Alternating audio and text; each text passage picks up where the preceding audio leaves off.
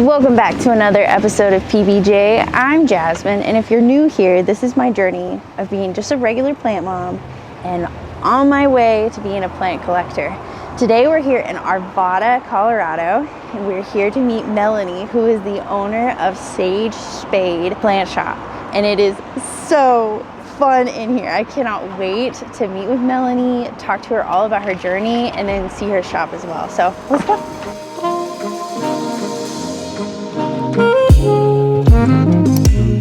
We're here with Melanie, and this is her shop. I've been reading a little bit on your website about who you are and what you've done. I saw that you were an architect first, and you've really worked to bring the outdoor and the indoor together. Can you tell us more about that? So I worked in the architecture field for about a decade before I started this business. And so I've taken those skills and integrated into the shop. We renovated the shop completely. It used to look very different than it does right now. I've always been a big fan of integrating indoor and outdoor space. That's my favorite type of design. And so I wanted to help people bring life and plants and outdoor vibes into their home. How did you get the name Sage Spade? Oh, that's a great question. I actually was inspired by my mother-in-law's garden spades. They're these dark green gardening shovels. I just thought that they were really pretty and very classic look, and so that was the original inspiration for it. Garden spades are a sign of perseverance and resilience, and sage is the color of relaxation and calm, and so I wanted to take the combination of creating a relaxing environment and taking the perseverance that it takes to create this space and combine the two of them. Been in plants for a while or no?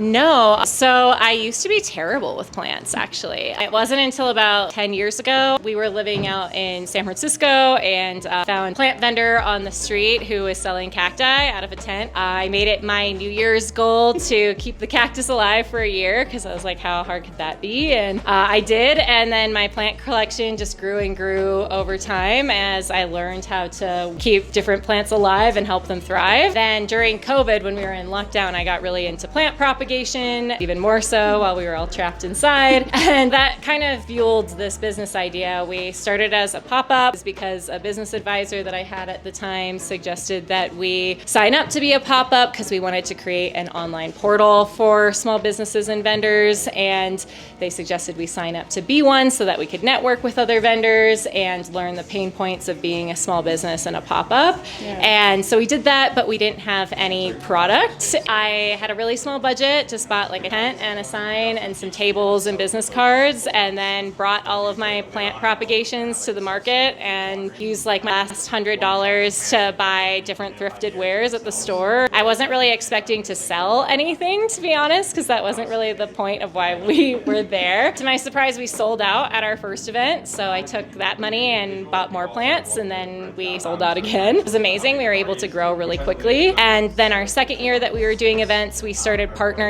with other small businesses, met at the markets to sell their products while they did other events. And so that's really how it grew from there. And it's our third year in business. And finally, we were able to open up our retail store. Can you tell us a little bit about like the growing pains that you experience with just growing that quickly?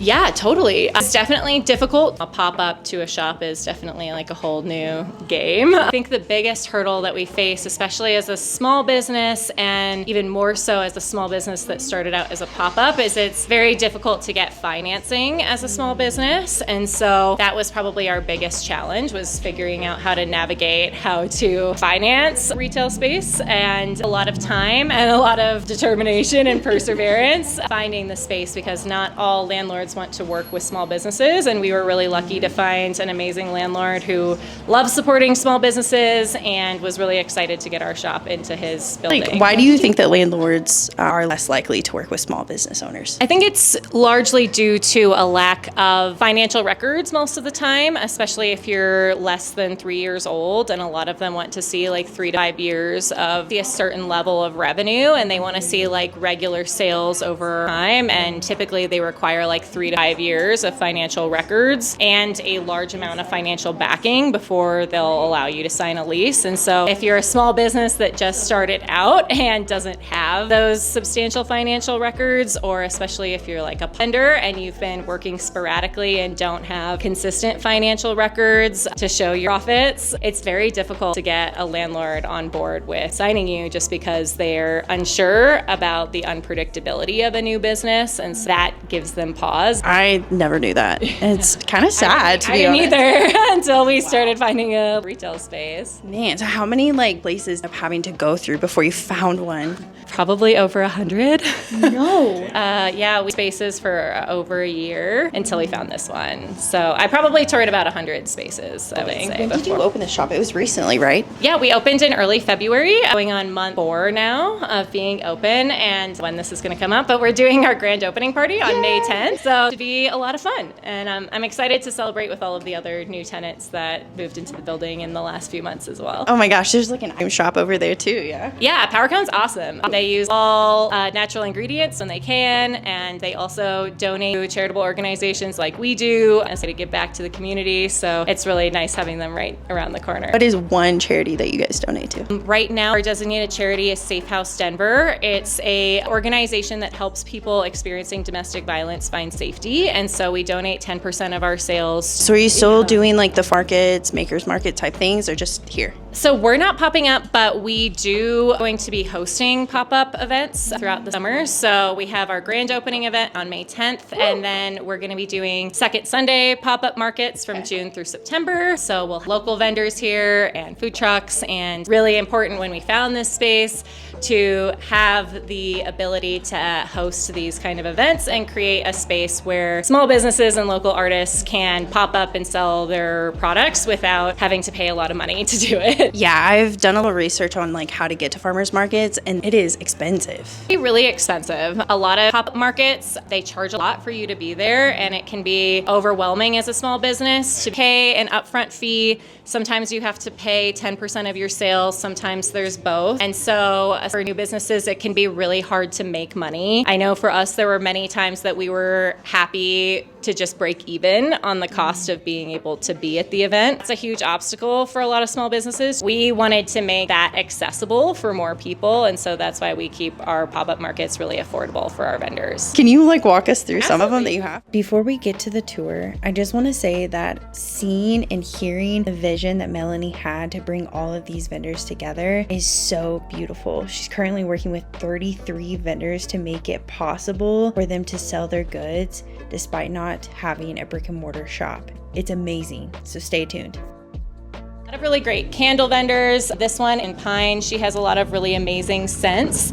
I'm excited to see some new ones from her hopefully this summer. We also work with Mother Wolf Candle Co. and Luna Lily Candle Co. to have a variety of a lot of different candle scents. The crystals are really popular with the kids. All of the kids really love the rocks. They make these really amazing plant first aid kits that are adorable. They have everything that you need inside them to identify different pests, treat pests, and just help you be as healthy as possible. That is so cool. That one's super cute. These are a huge hit. I love how vibrant and colorful they are, and just a really addition to your home. We have cards. This vendor has a really cheeky sense of humor, and I love having her cards in the store. Bulletproof Rose. She picks flowers with her kids, and then she reverse images them onto thrifted and upcycled denim. I love all of her kid apparel as well. Concrete Empire, a house favorite. You guys should already know Concrete Empire if you watched the interview, so go see it. This is a really cool vendor. It's a father-son team, and they 3D print these pots out of a bioresin, which is a more sustainable plastic. They are compostable if you send them to the right facilities. This is called Psycha Art. She is from India, and her brother still lives there, and they collaborate together to create these really amazing hand-printed textiles, and then they have them manufactured into all sorts of things like quilts and jackets and bags. Penny whistles. They make soap, and their scents are amazing, and they're just really beautiful. Yeah. Cappadocia towels. She is from Turkey, and her team, they import all sorts of Turkish cottons. They have these amazing robes and then different Turkish towels that are an awesome size, and they get softer the more you wash them. It's called Bohemian Blooms. They hand burn all their hats, and it's just really beautiful, the detail that she puts into them. A few more of our vendors. This one's really awesome. They're called High Pile Designs. They were one of our very first vendors who import vintage and antique rugs from Turkey, and they name all of their rugs after Turkish women to pay homage to the women throughout history who haven't gotten credit for their beautiful art. And some of them are really old. So like this one's 40 years old. The one down there is like 60 or 70 years old. And any rugs that are no longer functioning as rugs, they take the rug fragments and they turn them into different home decor. So we have this like wall hanger, and hot plates, and all sorts of homeware, pillows, etc. I can't get over the quality. In such good shape. They're so vibrant, even though they've, been around They've been around. It's called Olga Woven. He is from Ghana, and he's family who still live over there to weave these really amazing sculptural baskets. Our new vendors, her business is called Benevolent. She uses insects and plants that she grows in her home or that have been ethically sourced to create these really cool terrariums out of thrifted homeware. This artist, her name is Abigail Esther, and she does all of these hand-woven macrames, which are coming back into style. I really like this one. It's got a cute little like owl on her. The hangers have been super popular and coming back into style. Let's see, Doggy Digs. They make these really great bandanas. Technically for dogs, could be for humans too. Why not? But she works with local designers to create all of her patterns and tries to have everything manufactured in the U.S. as much as possible. Mostly relevant designs. He takes reclaimed lumber and mills them into lots of wooden bowls and cool things like these sturdy trellises. This is another one of my favorite vendors. They're called Purslane Growers. They thrift and upcycle all sorts of cool containers like the fondue pot and teacups, and then they put plants in them, and just think it's a really cool way to present plants and again keep items out of landfills. We love that. Got lots of different jewelers that we work with. These intention necklaces come from Revive Wellness. She's a native owned business, and she also does all of the crystals and our smudge sticks. All of that goes towards helping native communities, which is really important. She hand salvages all of her crystals. Adam Sky Glass, and he makes all sorts of really cool stained glass creations. Well, thank you for walking me into your space here. Yes. Tell us about this permanent jewelry. So my company's name is Arlo and Wild, and I have an assortment of different gold-filled and sterling silver chains. You can get either fastened to your wrist, ankle, your neck. I also do rings as well. All of them are either 14 karat gold filled or sterling silver, so you can swim in the ocean, sweat, obviously wear them daily and shower, and they're not gonna turn you green or anything like that. Is it like a piercing or like? But I take the chain, I measure it to you, and then I weld it together on your wrist. So there isn't a clasp to take it on and off, hence the permanent aspect of it. Understood. So it's just on there until you decide to cut it off or falls off. For a second, I was like, yeah, she's like getting it into this. I embed it into you. How did you get into this? I actually really started doing it as a teenager, and now I'm a mom, and got the idea of a new up-and-coming trend, the permanent jewelry, and this is an actual little welder. I love to weld, and this is a smaller version of welding. Where can we find you on social media? And I'll link it below for us. So my name is Arlo Wild Jewelry on Instagram. Well, thank you. Appreciate it. Thank you. Last tour, we have lots of different artists that we work with as well. We have a large assortment of prints, and then we have original works as well. So we kind of rotate our original works out, so you'll never know what you'll find. We call this our Hall of Hands Gallery. These are all of the hands of the people who have lent a hand to this project coming together. We've got there, donors, family, friends, all of the people who have contributed to this project coming together. That is beautiful. I love it. What a great idea. Yeah, this project was always based around building community, so why not visually illustrate that, right?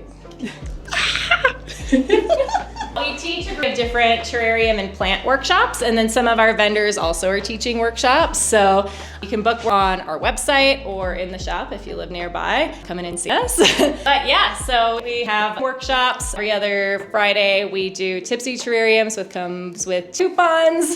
We just launched our workshops a few weeks ago, and so I'm excited for those to start ramping up. This is another one of our vendors. Her business is Mile High Gypsy. She takes reclaimed windows and flowers that she grows in her garden and hand presses herself and makes these really cool artistic pieces out of them. Just kidding. I love it. Thank you yeah. for showing it. When will we be able to see Mile High Gypsy in shop? We're gonna install it today. Yeah. So cool. Yeah. Thank you. Sweet. The last question that I want to ask is, what is your favorite plant right now? I know it's always evolving, but That's a great question. do you have it in the shop right now?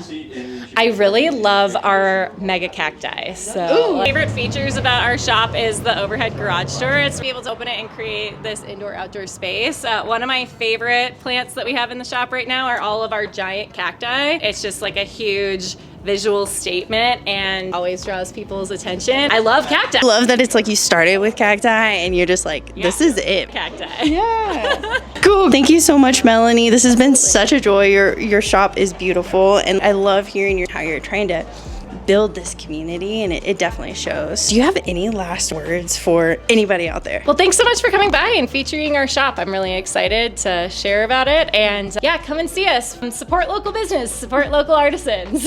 Woo! All right, where can we find you on social media? And I'll link it below. Yeah, you can find us on Instagram. It's at shop.spade, or on our website, www.sagespade.com. And we just launched our TikTok, which is sage.spade. Perfect. Thank you, Melanie. All right. Thanks for joining us. We'll see you on the next one.